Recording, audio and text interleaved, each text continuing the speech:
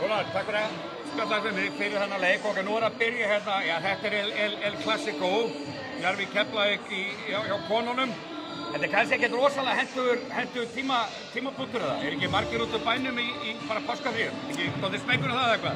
Jú, þetta kannski ekki besta tímasetningin fyrir fyrsta leik í svona stóri seríu. Ég held að við varum með töluvert meira fólk í húsinu ef þetta væri ekki laugardagur á páskahelgi og hérna bara mikið fólki út úr bænum og erlendis og annað slíkt en hérna... Ég vona bara upp á mætingu að það verði 1-0, 1-1, þannig að í þriðja leik verður þetta væntanlega tróðið bara. Já, ég myndi búast við því sko. Hvernig er þín tilfinning svona fyrirfram fyrir þessari seríu? Nú þekkirðu kvennalið Njarðvíkur mjög vel og líka við Keflavík væntanlega? Bara hörku sería. Náttúrulega Keflavíkurliðið hefur kannski verið að spila undir væntingum í vetur og meðan Njarðvík er jafnvel búið að spila yfir væntingum. Njarðvík er með mikla stærð á móti minna sneggri liði Keflavíkur en Njarðvík er búið að hafa góð tök á þeim frá því fyrsta leiknum sem þau áttust við á Sunnubrautinni, held ég bara í byrjun október.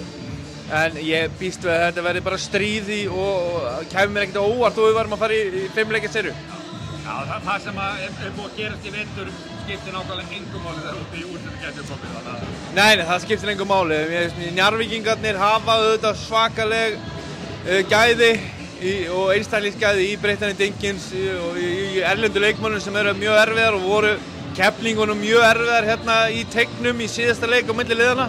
En þetta eru líka leikmenn sem eru kannski ekkert yngstir, þannig að við þurfum að sjá til hvað Einar og teymið hans gera til þess að halda leikmennum ferskum á milli leikja en ég held að það sé gott að það eru 3 dagar á milli held ég.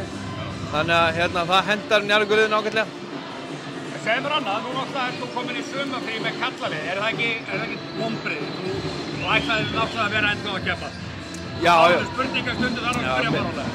Jó, bara mikil vonbrigði og maður er einhvern veginn búinn að fara meðfram veggjum í þessari viku, bara einhvern veginn ekki alveg nægilega sáttur við sjálfan sig og bara auðvitað búinn að spila mjög vel það sem af tímabili og búa til vonir og drauma hjá manni sjálfum en auðvitað líka hjá aðdáendum félagsins og að fara svona út í 8. úrslitum er bara greiðleg vonbrigði en ekkert annað að gera en að horfa fram á veginn og speinna sér við botninn og bara koma sterkari til leiks á næsta tímabili. En kannski bara rétt aðeins þessari seríu, þú ert að hugsa tilbaka, hefðirðu átt að setja upp eitthvað öðruvísi komið þér á óvart, þú veist? Nei, alls ekki. Kannski hendar okkur illa í leik 1 og leik 4 og KG lítill partur af þessu. Það hjálpar, þó að hann hafi átt að sjálfsögðu stórkostlegan leik í leik 2, þá hjálpar það okkar plani, okkar svona jafnvægi að vera með KG á móti Milka sem dæmi.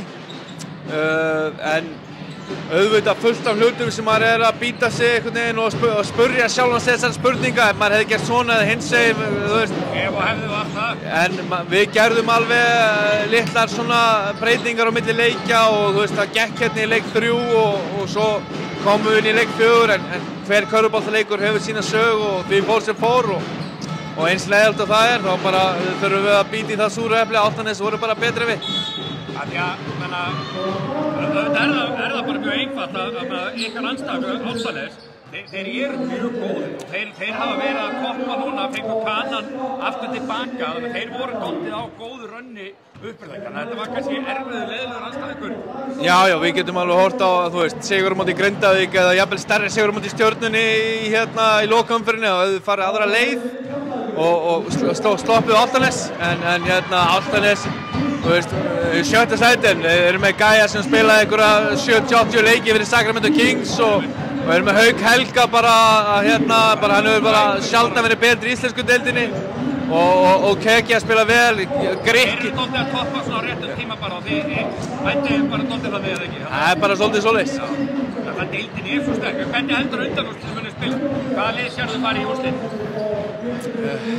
Ég held að við gætum séð Tindastól Grindavík í úrslitum. Er það draumur eða?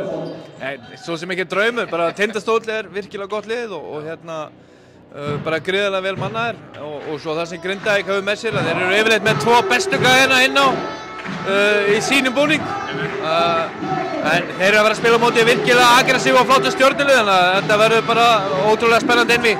Hvað með framhaldið á þér? Verður þú áfram með Njarðvíkurliðið? Já. Og undirbúningur bara hafinn?